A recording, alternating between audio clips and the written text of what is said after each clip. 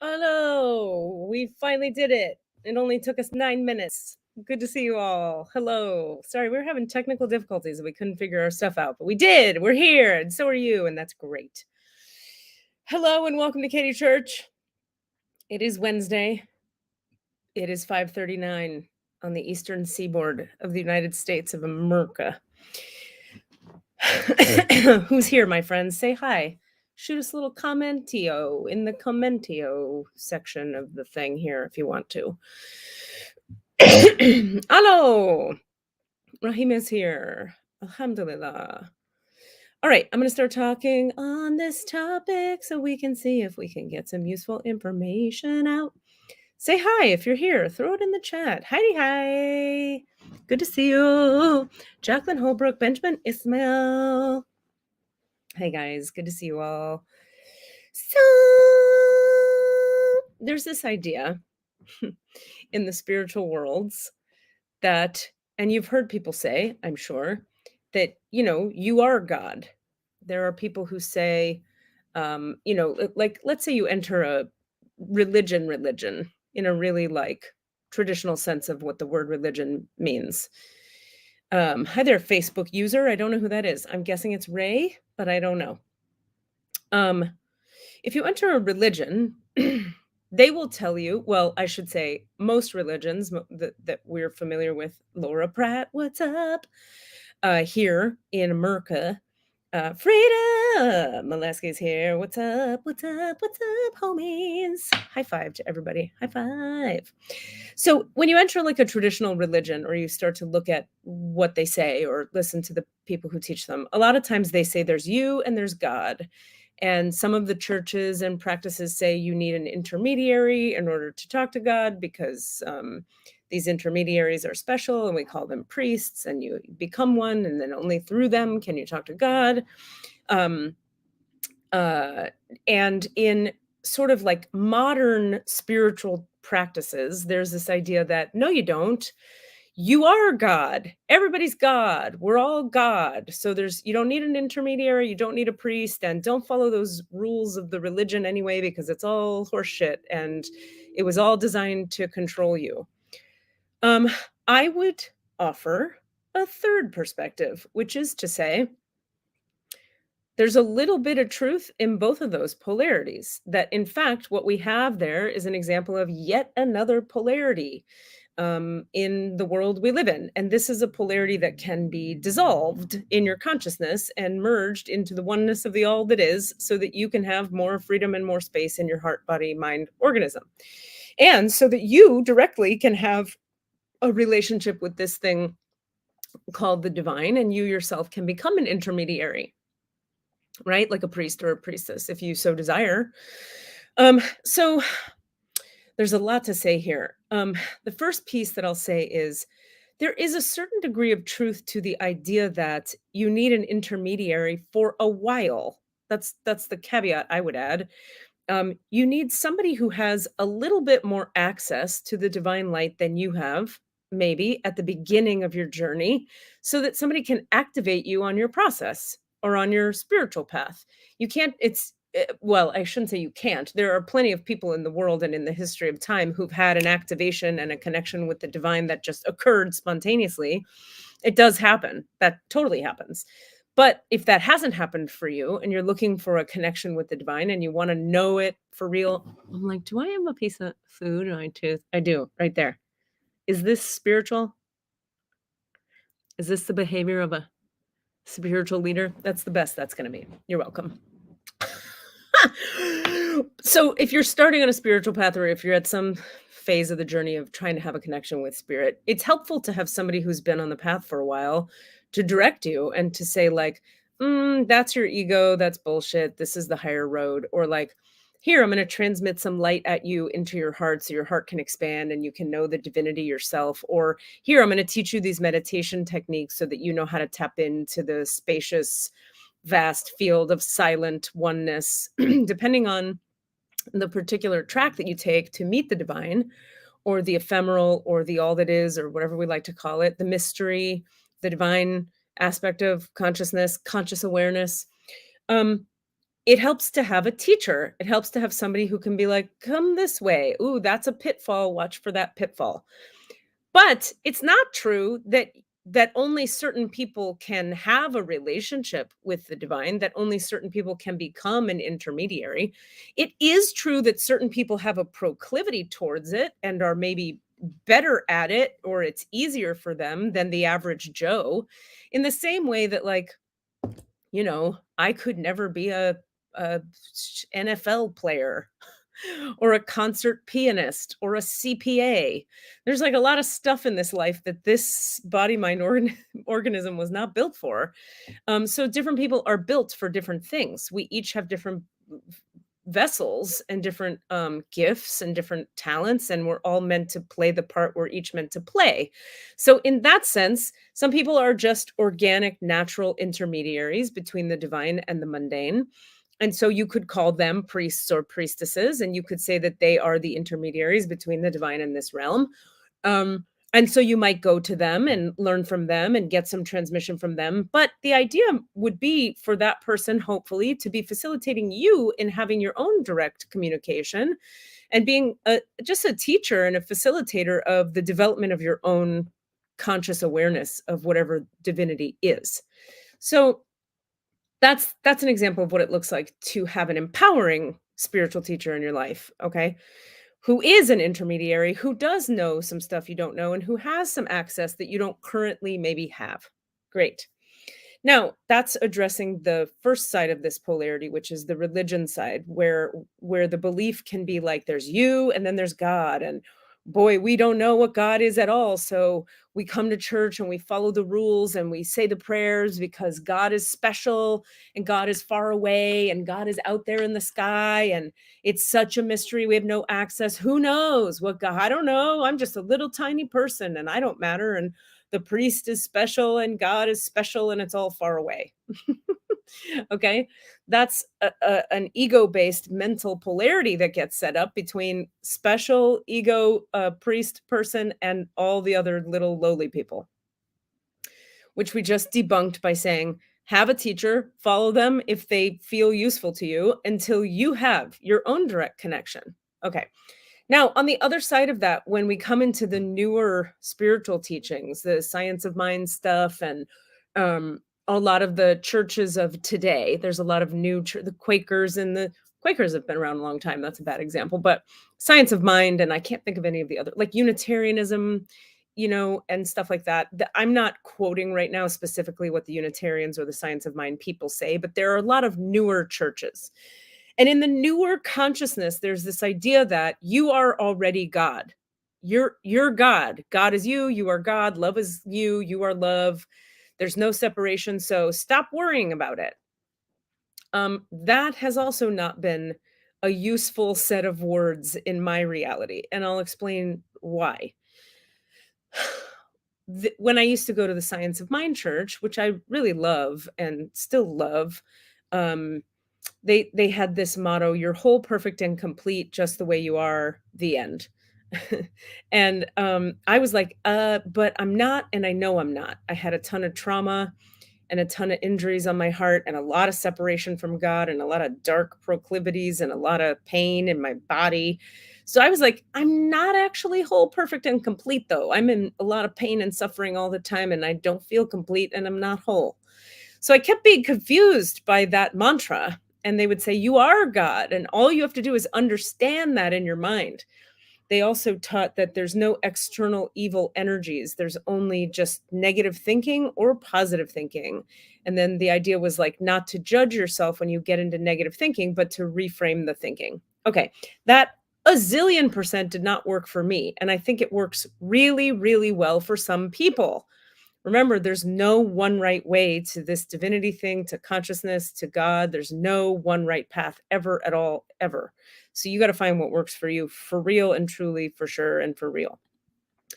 Now, what I didn't like about that idea was if I'm God, right? Why am I suffering so much? How what am I to make of that? If I'm God, why am I so depressed all the time? If I'm God, why can't I heal my injuries? Why am I so angry at my mom? Whatever it might be, right? Why do I carry this trauma from childhood? So, um what I came to understand after discovering that the idea, the simple, overly simplified idea that, like, you're God, so don't trip, wasn't working for me, nor was the idea that there was some special person who had access to God, but I don't ever have it. That didn't work either. I started down a path of finding out, like, what does it take to connect to this thing we call God or conscious awareness or truth or love or the ephemeral or the beyond? What does it take to connect to it? What do I need to do to connect to it for myself? And how do I, if there's a partial truth in the idea that I am God, because I also did feel there's some kind of truth in that, right? There's a partial truth in it. Why can't I feel it? And how do I get to where I can feel it? How do I get to where I know it? How do I get to where, look, Jesus the Christ was a dude who lived on the earth. And he had some fucking special abilities, if we believe any of the pieces of paper that were written down about things that happened around him. Um, the guy was a wizard because he was really close to God. So I'm thinking, if we're all God, is there a way to become closer to being a wizard? And if so, like, AKA having some mastery of time and space, like, he walked on fucking water, theoretically. He healed the sick. He did all kinds of shit. He at least was amazing enough that everybody around him followed his ass. Same with Muhammad and all the other prophets who've shown up on this planet.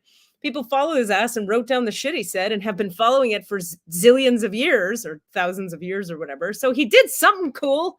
It wasn't all just like random words written in a book that people went crazy and followed him. No, he fucking showed up and did some cool shit and people started talking about it. Okay, now, and I get all that is debatable depending on your point of view about reality, which is fine. I don't need to prove that point to you. My point is this. I had a feeling in my body, I had an awareness in my heart that there was a way to gain more mastery over time and space, to gain more wholeness inside myself, to have a more intimate connection with the divine. So what did I do? I went to several schools. The first one, of course, being the Sufi school I've talked about many times, where there were people farther ahead of me on the path who transmitted divine light to me, through me, at me, on me, in me, around me, near me, long enough to activate my own connection really potently. And once my own connection was activated in a really potent way, I was then able to harness the light of the divine to heal the rest of my stuff. Anything that could be treated by divine light, first they treated it for me. Then they templated for me what it is to treat something with divine light. And then I mastered the ability to treat something with divine light. So then I was unstoppable, because then, in terms of healing my stuff, because then I could just bring the divine light to anything that needed help. Okay? So I literally trained and studied and figured out how to do it. Now, we're looking at the question, like, or the idea that you are God or you are not God. And then we're looking at the question or the idea that you are special or you are not special. This is, I love talking about this. There's something really deep and really important in this conversation. I hope I can get at it the way I want to. So here's what I would say about you are God versus you are not God. In the sense that in a certain realm of consciousness, okay, not the realm of duality where we go shopping and we have dogs and we take naps and we live in apartments. In a certain realm beyond that, a subtler realm of consciousness, everything is God. Because if God is the creation source of all energy, or let's say consciousness, if everything emerges from a space, that whether you call it God or conscious awareness, okay, I'm going to keep flipping back and forth with the terms, but everything emerges from this really high frequency light, okay, because all matter is energy. So if you imagine like a pole, like a very bright pole of, let's say, golden light, and we'll call it God or conscious awareness. And if you imagine that everything coming out of it is everything you see in creation, everything emerges from this oneness realm, okay? In the sense that everything is of that light and is of that frequency, that all molecules start at the light. In that sense, of course, everything is God. You are God. God is love and you have love, so you are God. Okay, but in the sense that God can do a lot of stuff I'm not so fucking good at. Why? Because I have a mind and an ego. I am definitely not God. Like, really, really not. Here's how I know I'm not God. In order to forgive people, I need a spiritual practice, or I need God to enter my heart, or conscious awareness to enter my heart, change the state of my heart through magical wizardry so that I move from fuck you to I get it. You were just in pain and I feel you and I'm sorry for you and I'm sending love your way. To really feel that in your heart, not to be just acting like you feel it or saying from your mind that you feel it, there needs to be a spiritual intervention for that to occur. Now, how you as an individual get to that spiritual intervention is totally dependent upon the vehicle that you have. You may be somebody who can contemplate deeply with your mind and then have an awakening in your heart. That's a real spiritual path. You may be someone who needs the Sufi light. You may be somebody who needs Christ light. You may be somebody who needs to meditate in a Buddhist way in your body through Vipassana. You may be somebody who needs to do Kundalini yoga. There's many ways. Whatever your way is, great. Do that thing. And the point being, the more of that thing that you do, okay, well, let me get back to this. Put a pin in the more of that thing you do. But to finish this first thought, it's like I'm very much not God because I keep being very human. I keep hating people and needing help forgiving them. I keep being impatient and needing help with patience. I keep getting better and better and hating less and less and being more and more patient and spacious and loving. And I keep getting evolving on the spiritual evolution path, but I'm not done like evolving as a human in this body mind organism and trying to live as a spiritual human on earth. That's a tall order. I happen to be someone who's really good at transmitting divine light and who can enter high states of consciousness and bring a lot of light through, but that doesn't mean I can hold the state of consciousness that the Christ held when he was in a human body as well as that guy could. It doesn't mean that I'm kind and patient every millisecond. It's I'm a human being and a human with a mind and an ego, and so I'm doing my very best, and I'm actually quite committed to doing very well at this trying to be a person living a spiritual life thing. But I'm a person, always and first and foremost, a person with limitations in 3D reality. Do I have limitations in the realities beyond 3D reality? No. When you expand your conscious awareness into the realms beyond, like when I live in 5D, I am like limitless and unstoppable. Good for me. But guess what? It's you got to do a bunch of stuff to stay in 5D. Now, some people would say differently. I have a friend who teaches 5D stuff where she talks about like her whole thing that she does is teaching people how to move from 4D to 5D. I don't personally believe in that for myself as a path. For me, I'm interested in the following thing.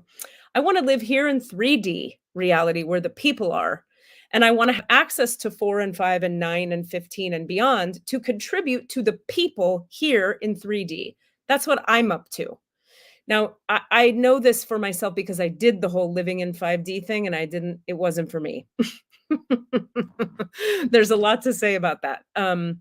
When you live from 5D, there's no way to be a part of the human race, and I was really interested in experiencing what does it mean to really join this human race thing.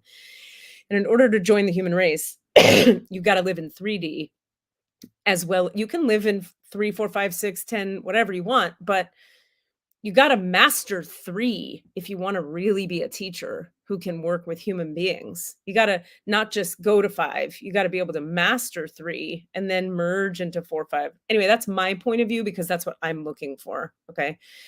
Now, coming back to the thing at hand. So are we God or are we not God? Yes, in the realms of unity, everything is one thing. So all things emanate from God or are of the God light. But because you're in a body mind organism, in a human body on earth, you have a mind and an ego, and you are deludable. You are confusable. You can be led astray. You can be reactive. You can be shitty. You could cheat on your partner and never tell them. You could, whatever the fucking things are that for you separate you from what you understand the divine to be. Okay. So we need this divine light stuff to be our best selves. Or you could frame that another way. We need the teachings of some conscious beings to follow.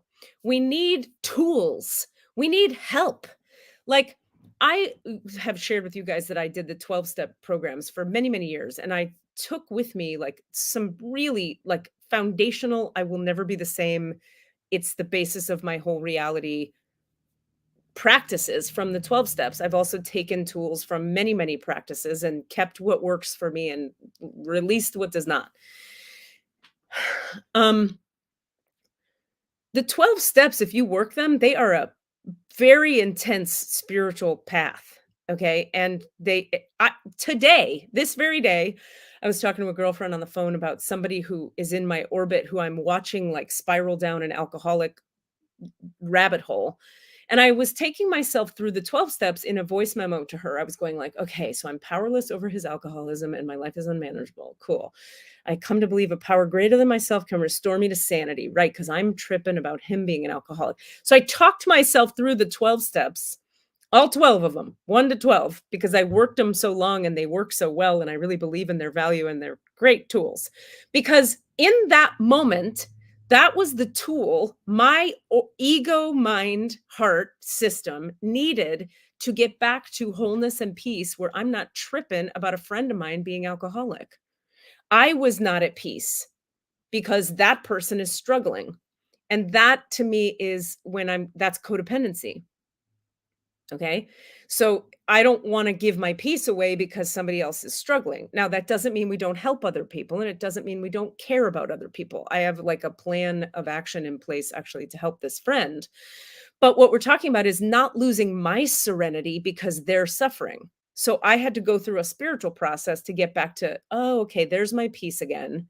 He can suffer all he wants, and I'm going to give him some tools if he wants them, and I'm going to surrender the outcome. But I'm back to peace while I'm doing that. So a lot of times what people do is they give their peace away in order to help someone else. Oh my God, they're sick and I have to help them and now I'm frantic and everybody's sick. Well, what if you could be at peace while you help people? That would be the ideal state because if you lose your peace over somebody helping someone, how does that work for you? That's called being a martyr. That's where you give your power away so someone else can have power. What we're supposed to have in this reality is a win-win situation where if I help you and I stay in my center, everybody wins. It's not about I help you and my life gets shittier while I'm helping you. It needs to be a win-win in order for things to be whole. Now, if you don't care about being whole and you don't care about chaos running through your nervous system, then go ahead and get frantic and be upset and lose your cool. That's fine. You have free will. Go ahead, do it. But we're talking about what does it take to stay spiritually centered. Okay, so am I God or am I not God? In the realm of all oneness and unity, all things are God. So sure. But in the sense that can I live by the principles of what I call God easily in this moment? Depends on my state in that moment. Am I always perfectly patient and loving and generous and, responsible and am I always all the things that I understand the divine to be? No. Nah. Ner. So I need help. I need spiritual practice. Part of why I teach so much of this stuff, and I'm teaching so much of this lately, you guys, like so much. You know why? When I'm teaching you, I'm more aligned than when I'm not teaching you. When I'm just on the couch or like making my dinner, I just go straight to crazy. Not really, but kinda. I mean, I have an open head and ajna in the human design parlance. So like everybody's thoughts run through my head all day then the doubts come it's like it's so easy to go back to negative thinking and fear, all the things. So I have a practice with myself to keep myself out of all that. But one of the greatest tools in my toolkit is teach what I need to remember. So part of why I love teaching is first of all, I'm chill. What do you think about that? Should I talk about the rest of these points like this? What I love about teaching, part of it is all of this is just channeling through. It's just coming through. It's just coming out of my mouth. Half the time I'm talking here, you guys, I don't know what the fuck is happening or how it's happening, but this is part of my path. So it's just natural for me. It's organic. So I feel very much in flow when I do this work or I teach a class or whatever. I'm in flow. I feel right. I feel like I'm in the right place in my life, in the world when I'm doing this. And that is what we call spiritual alignment. When what you're doing feels correct, not when what you're doing feels thrilling and exciting and the most exciting, thrill seeking, thrill, joy every second thing in the world. That's a different thing. So I'll give you an example. A lot of times people think alignment is when you're just like, you're just high as a kite on life, when you're just like, everything's amazing. That's just a peak experience. That's a roller coaster. That's a shot of espresso. That's sex with somebody hot. Well, guess what? All peak experiences eventually level out. The roller coaster ends. Super hot sex, you got to take a shower after and go to work at some point. You can't fuck all day. You got to sleep. You got to give that nervous system a break. You can drink espresso as I regularly do, and then you're going to need a sandwich to like level out. So what goes up must come down. So my point being alignment, or you could say right employment or right spiritual work for you feels correct. It doesn't always feel high and amazing. Sometimes I don't want to do this shit. But as soon as I start doing it, I go, "Oh my god, I'm so where I want. This is so correct. I know how to do this. I love doing it. It's very fulfilling." I finish and I go, "I did good stuff for the world today." That's what feeling correct is. So that's me. So back to the question at hand. That's an example of me living correctly for my design, you could say. Or you could say it's an example of me serving the divine in a way that keeps me close to it. See, I'm interested in having a very close, intimate relationship with the divine. Why? Because it feels better when I do. And because I get all the magic wizard benefits of doing so. I have psychic awareness. I have the ability to heal people. I get guidance and direction of who to date and who to not date. I get guidance and direction on every topic. Do I always listen? Definitely not. Hence my espresso addiction. Do I always do it perfectly? Of course not, because I'm a human mammal, not God. And yet, am I God? At the molecular level, sure. Okay, so then this brings us to the specialness idea, which is such a fucking important fucking idea. By the way, I'm so grateful to you guys because you guys make it, you guys are just everything because there are so many spiritual people I know who believe that because I say fuck a lot or I have a powerful way of talking, or there's 90 reasons that the way I am discounts me from being a spiritual leader because in their belief system, it discounts me from being a spiritual leader. You have to be very like this and everything's like this all the time and like this. And like thisness is perfect for some people and that is their spiritual path. But that doesn't mean mine is wrong. And this is my main beef with spiritual people. Spiritual people are so fucking cocksucking righteous about the rightness of their own path, which is so arrogant, it drives me crazy. If you could look at your fucking human design chart and everybody on your spiritual fucking path, like let's say you're a Mormon.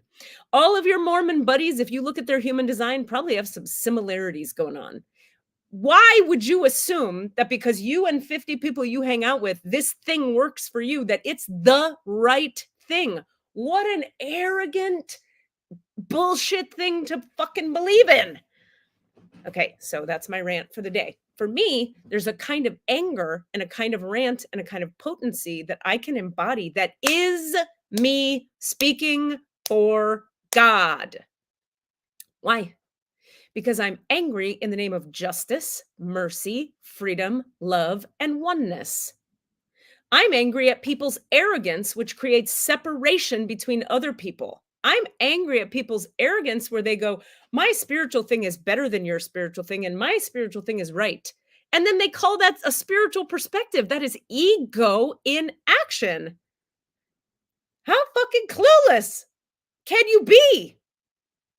This my favorite thing about people taking that point of view is, like, every religious person who thinks that, but doesn't recognize that all the other religious people also think that. So, like, the Muslims are like, "Ah, the one true religion," and the Christians are like, "The one true path," and the Buddhists are like, "Ah, the one true truth." Except Buddhists are not very one true truthy. They're too inclusive for that. You know, have you guys not noticed that every other religion is thinking the same shit? So who's right? And if you're worried about who's right, you have missed the spiritual point. The spiritual point is unity, oneness amongst all hearts, not just the ones who wear the same hat you wear when you do your spiritual shit. Okay, I'm getting off my soapbox on that topic. What the fuck are we talking about? Specialness. Okay, it's a perfect transition. Oh my God, it's such a perfect transition. There's so much irony in the topic of specialness. Thank you, Frida. I so appreciate that. And Ben, I appreciate you guys. Thank you so much. I really appreciate it because, I mean, really, truly, I get to be myself. If you guys give a shit to hear any words I have to say, it's me getting to be who I am, be heard and received. And that is everything for me. That is the fulfillment that my heart desires. So it's, this is very reciprocal here. So thank you. I like Kabbalah. I can't like you. LOL. Exactly. Yeah, exactly. Thank you, Sarah. You get it. Okay. So specialness. Well, this is the whole thing. When people get real spiritual on any path, they start to feel real fucking special because they gain some gifts and abilities. Oh, I'm psychic now. Oh, I'm so peaceful now. Oh, I feel blissed out all the time. Oh, I'm an energy healer. Well, good for you. You're still a human being who probably does some bullshitty, douchey stuff. You know why? Because you're a fucking human being. That's what we all fucking do. Okay. But the thing about I am God and I am not God is they both have a piece of the polarity of I am special or I am not special in it. So when we talk about humility, all right, what is humility? Humility, I like the definition of humility that says humility means I am right sized. I'm right sized for me, not I'm good or I'm not bad. It's I'm right sized for myself. In other words, I have a big, huge energy and a lot of words that want to come out through my face holes. That is right sized for me. When I spent all those years of my life trying to dim my light and be quiet and not talk about what I know and not pursue the light and not be who I am, that was me being arrogant in reverse. So when you're super insecure and you're hiding yourself, that is the flip side of the coin of arrogance because you think you're so specially fucked up and wrong. See, being really fucked up and wrong and playing small is a subtle form of arrogance. I'll say it again. When you're like, I can't be who I am because I'm so fucked up and weird and I can't just express myself. That is ego in reverse, meaning I'm the biggest piece of shit the world revolves around. Another way to say it is low self esteem is the other side of the coin of arrogance. Why? Because when you have low self esteem, you're very importantly bad. When you're a narcissist or have a big inflated ego, you're very importantly good. So stay with me and see if we can track this. I'm going to say it again. When you have really low self esteem and you're hiding from your own power and your own light, you're living from, I'm so bad. And I'm so bad that I can't even be with people. That's how important I am. If I go near them, I'm going to harm them with my badness. Look how important my badness is. Now, you're not consciously thinking that, but that is what's running in the background of the conscious mind or you could say in the unconscious mind, when we're not living right sized for ourselves. And that is another form of having a lack of humility. So, in other words, humility is not, sometimes in order to be humble, you have to get bigger. You have to become more of yourself to be humble. Because someone on earth in a human body who is humble is serving the light. How do you serve the light? You fully be yourself. Why? Because the light made you who you are. You're made of light. So every bit of you that you repress and hide and don't live into is a piece of the light you are repressing and hiding and not living into. And that is also not humility. It's arrogance. It's taking control of the wheel. It's like taking the wheel and being like, that's okay. I'll make it a really small wheel. I'm in control, me and my shattered, injured ego. So I'm going to play really small and not have a voice. It's the flip side of arrogance. It's arrogance in reverse because it's incredibly self-centered and it's fear-based.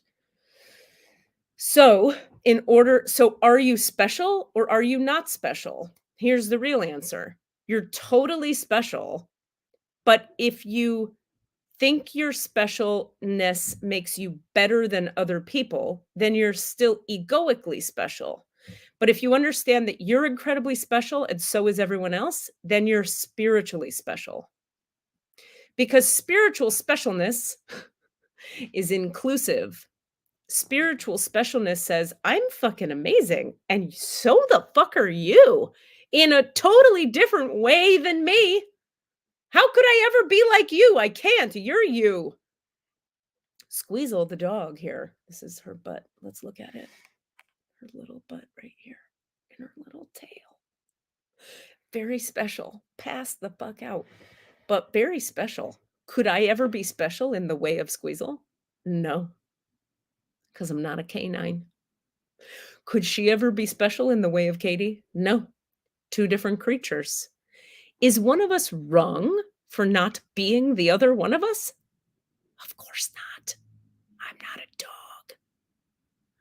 So whenever you compare yourself to someone else and feel less than them, it's equally crazy as when I compare myself to the dog right now and go like, I should be her. I might want to emulate her and be more like her. I might want to have more, sparkly, bouncy fun like she has. She's real good at that. And I'll be like, oh, right, fun. Let's have more fun because I see her face. But I can't feel bad that I'm not her because that would be crazy because she's a dog. A dog. Similarly, the person sitting next to you who you compare yourself to all day, you can't be them. You could never be them. So please don't waste any more fucking energy, kilowatts, trying to be anyone other than you. You're the only one who can do you, so you may as well do you now. And the more you do you, the more you're actually living in spiritual alignment and being humble. Humble does not mean smaller, except for when it does. Now, I'm going to talk about myself to teach about this point a little bit more articulately and specifically. This is hard to articulate, so I'm sitting with it for a second.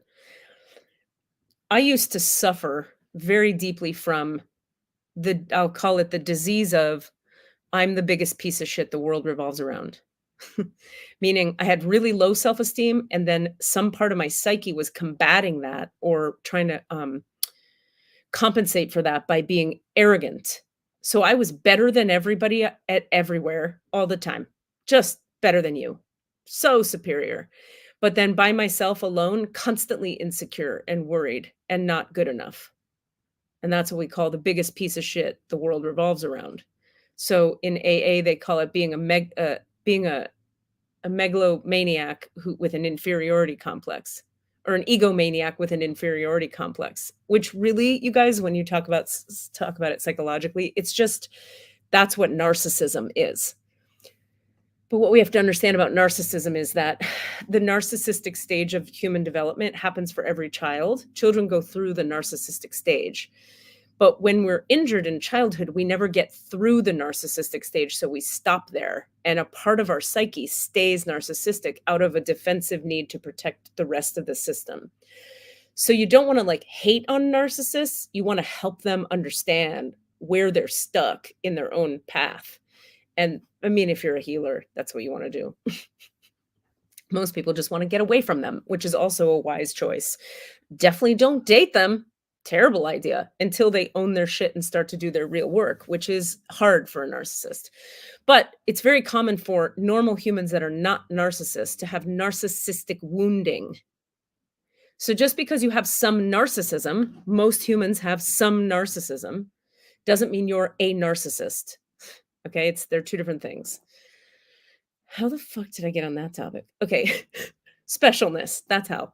So when so we're talking about the two kinds of specialness, the ego kind and the spirit kind. When you actually know, okay, so I was talking about myself. Let me use my example again.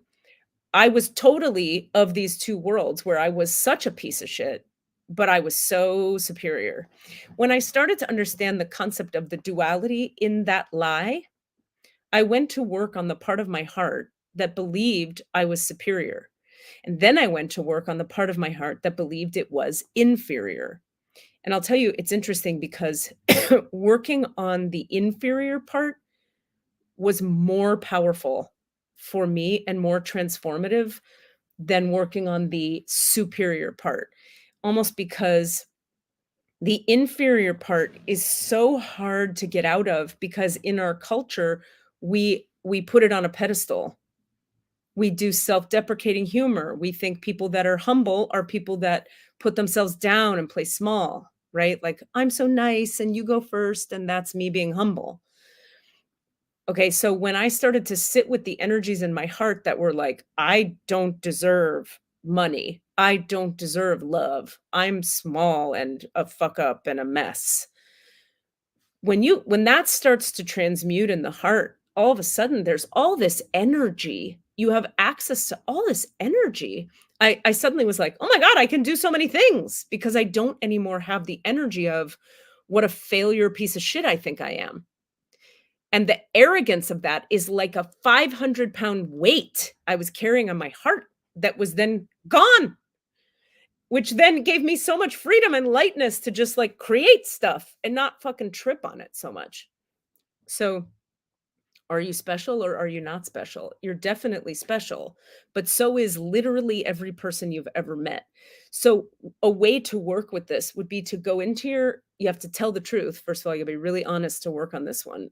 Narcissistic wounding is really difficult to treat and to work on in oneself because you have to be willing to call out or call the bullshit on the part of you that it's like when you have really low self-esteem, but one part of you thinks it's better than everyone else, it's very hard to call bullshit on that part because it's the only thing you feel like you have.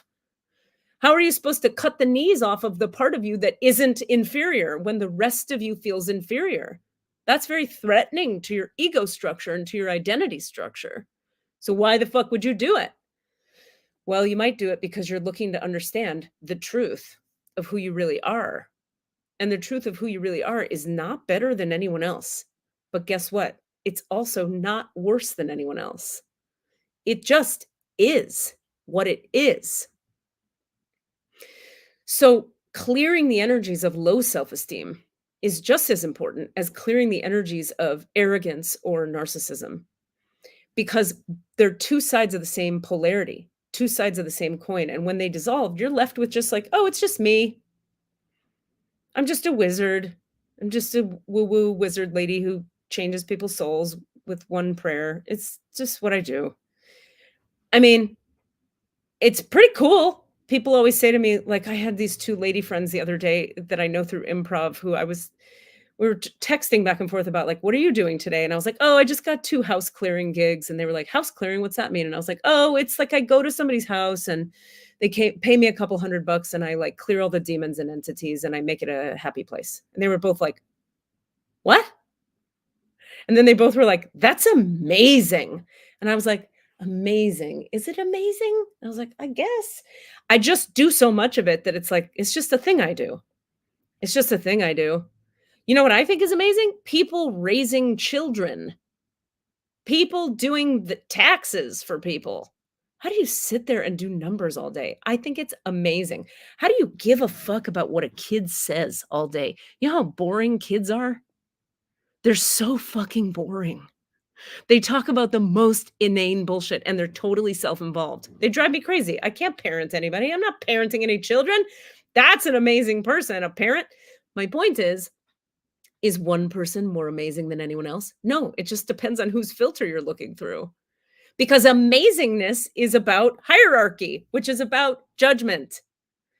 So when you really come to understand, like, yeah, I'm pretty cool. I could clear fucking demons from houses and help people's souls meet God. But you know what? It's like I also shit and I date people and we break up and I get tired a lot and I'm a cranky motherfucker and I need God in order to feel good. It gives you some humility. It makes you understand there's no superiority in God's world. I'm so fucking spiritual now. I can't even feel superior anymore.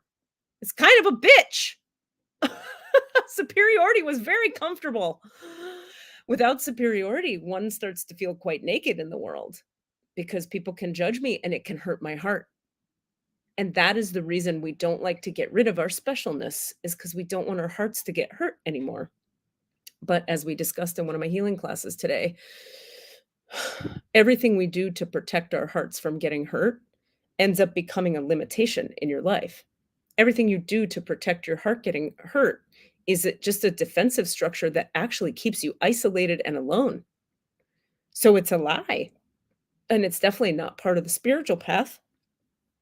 I mean, it is when you need to take care of yourself and not open your heart again, do that.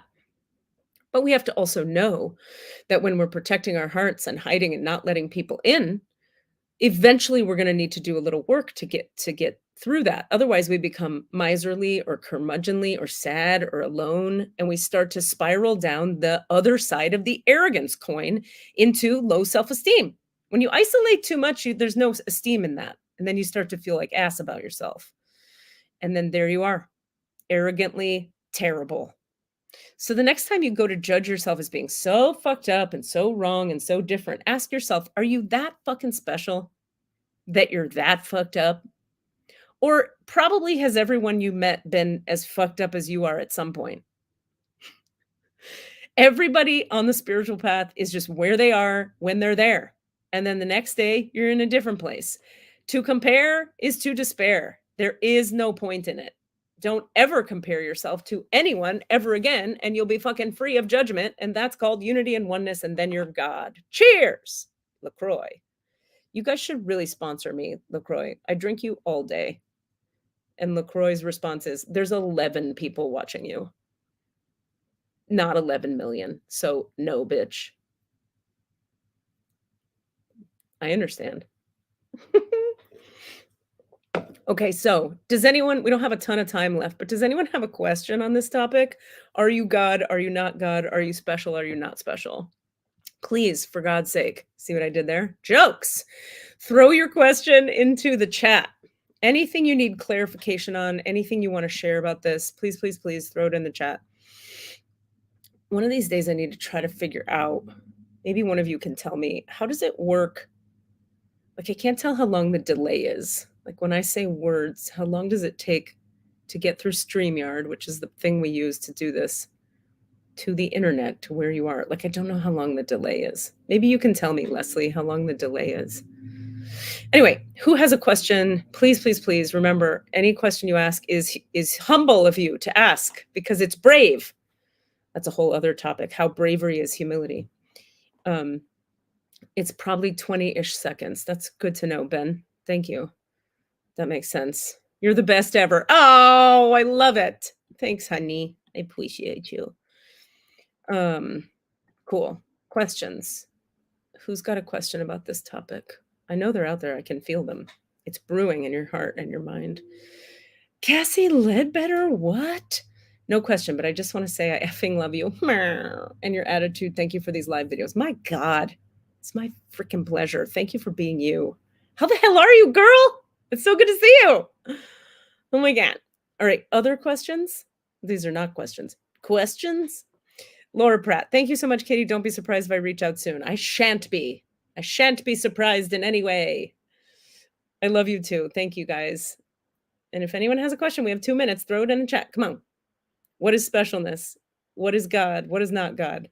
Ben says, this was incredibly helpful. It's exactly what I needed to sort through. Yay, yay, yay. Probably, Ben, because your energy field is so big and strong and amazing. I was hearing you ask the question and going like, I think this is what we're doing Katie Church on. I'm coming up with an idea. Nope, I'm just responding to Ben's energy field.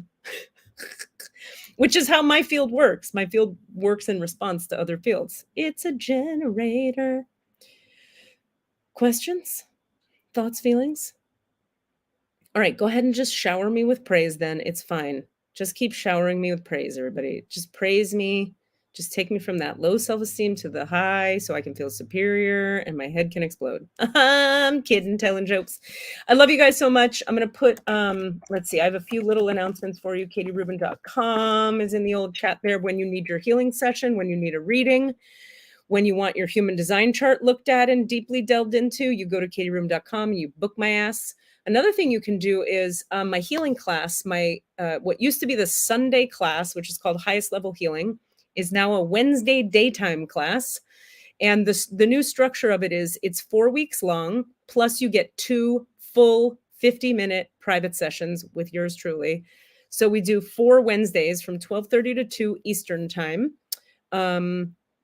And then that's for everybody in class to meet, and we do a bunch of healing and wizard stuff, and we process your processing, and then you get 2 private sessions within the 4-week time. And it's let's see, that's 4, I'm gonna write numbers, 475 at Katie the Rubin via Venmo to reserve your spot. And that we're going to start again next Wednesday, which would be July 6th. July 6th. It's a 4-week class, but you get 4 group sessions, which are game changing, and 2 private 50-minute sessions with this bitch rocking your world. So hop on in and join us. I love you guys so much. Thank you for being here and letting me be me and receiving me as me and getting something out of it. It means the world to me.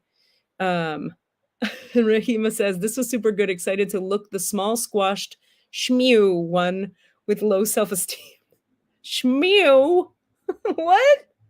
I know what you mean. I don't know what that word means, but I like it. I love you guys. Have a good night. Take good care. Bye.